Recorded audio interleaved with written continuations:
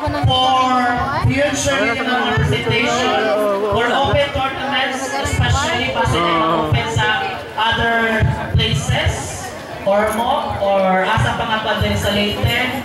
So, kato siya mo ito yung buhatong consistency. No? Sa melody, sa yung music, there is the harmony, there is the dynamics. No? Nakita ito na mong kanan.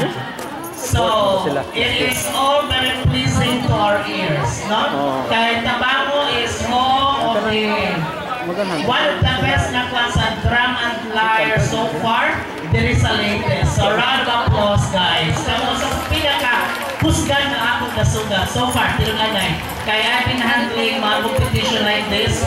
So, sa inyo pa lang, elementary level, stood out na siya kayo.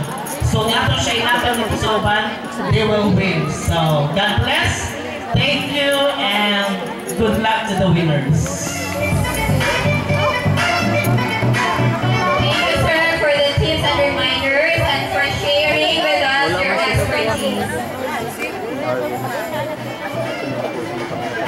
At this juncture, we will be giving a special award to Tabing Elementary School Marching Band for showcasing their talents with us today. Special award goes to Tabing Elementary School Marching Band. Requesting any representative from Tabing Elementary School. To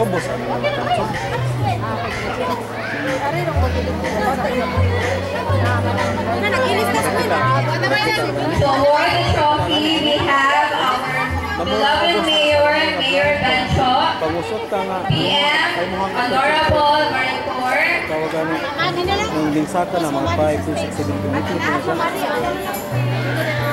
We also have the SB members, Honorable Wilson Basotros, Honorable Percy Donoso, Honorable Richard Mirontos, Honorable Luigi Veloso.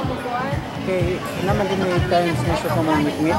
Muna nga kung ganito pa ng control, ano ba? Laro siya ba? Ganang nangigilit na po, kung dito ka mapaglado rin.